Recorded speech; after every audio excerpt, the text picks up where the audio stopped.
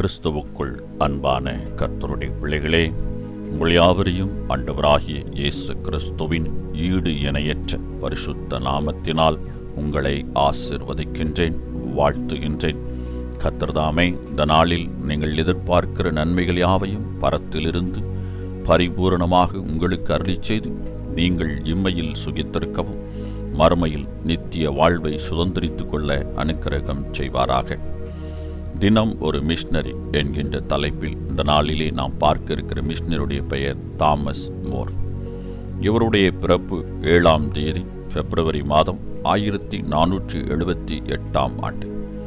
இவருடைய இறப்பு 7ஆம் தேதி ஜூன் மாதம் 1535ஆம் வருடம். இவருடைய நாடு இங்கிலாந்து. இவருடைய தரிசன பூமி இங்கிலாந்து. 8ஆம் ஹென்றி இங்கிலாந்தை ஆட்சி செய்த காலம் அது. திருச்சபையின் சட்ட திட்டங்களில் அரசு அதிகமாக தலையிட்டது. குருக்கள் தங்கள் பணிகளை சரிவர கவனிக்க முடியவில்லை. தாமஸ் மூர் நேர்மையானவர். தந்தை ஒரு நீதிபதி ஆனதால் மூர் சகல ஒழுக்கங்களிலும் முறைப்படி வளர்க்கப்பட்டார். ஆழ்ந்த இறைபக்தி உள்ளவராக வளர்ந்தார். கர்த்தூஷியன் என்ற மடத்தில் இணைந்து 4 ஆண்டுகள் வேத நூல்களை தெளிவாக படித்தார். கர்த்தருடைய அழைத்தலை உணர்ந்து கொண்ட பின்னர் திருப்பணிக்கு தன்னை முற்றிலும் அர்ப்பணித்தார். பொது வாழ்விலும் பல உயர்வுகளை பெற்றார். 8ஆம் ஹென்றி மன்னரின் நண்பராகவும் திகழ்ந்தார். பக்தியில் நாளுக்கு நாள் சிறந்தோங்கி வளர்ந்தார்.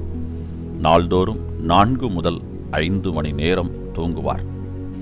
மற்ற நேரங்களில் வேதம் வாசிப்பதும் ஜெபிப்பதிலுமே தன்னுடைய நேரத்தை செலவிட்டார். தாமஸ் மூர் தனக்கென்று பணம் சேமித்ததில்லை. ஏழைகளுக்கும் நோயாளிகளுக்கும் தாராளமாக உதவி செய்தார். எப்பொழுதும் மகிழ்ச்சியான மனநிலையுடன் காணப்படுவார். நகைச்சுவை உணர்வு நிரம்ப பெற்றவர். 8ஆம் ஹென்றி அரசன் தம் முதல் மனைவியை தள்ளிவிட்டு வேறொரு திருமணம் செய்ய முடிவு செய்து அறிவிப்பை வெளியிட்டார். மேலும் தானே திருச்சபையின் தலைவர் என்றும் அவர் அறிவித்தார். எனவே திருச்சபை சட்ட திட்டங்களுக்கு எதிராக செயல்பட்ட அரசனை தாமஸ் மூர் வெளிப்படையாகவே எதிர்த்தார். அரசாங்கத்தில் தான் வகித்து வந்த பதவியிலிருந்து விலகினார். இதனால் ஆத்திரமடைந்த அரசன் இவரை சிறையில் அடைத்தான். 15 மாத சிறைவசத்திற்கு பின் அரசனின் விருப்பத்திற்கு ஒத்துழைக்காததால் இதே மாதம் 7ஆம் தேதி 1535ஆம் ஆண்டு தலை வெட்டப்பட்டு உயிர் துறந்தார். அன்பானவர்களே, தீமையான காரியங்களுக்கு எதிர்த்து நின்று நீதியை நிலைநாட்டுகிறீர்களா? நாம் மெல்லிய இறகு மெத்தையில் பயணம் செய்து விண்ணகம் சென்றடைய நினைக்கக்கூடாது. இது தாமஸ் மூர் சொன்ன வார்த்தை.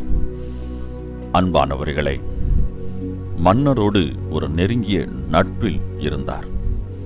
ஆனாலும் மன்னர் தவறு செய்த பொழுது அந்த தவறை சுட்டி காட்டுவதற்கு, அடையாளம் காட்டுவதற்கு தயங்கவில்லை.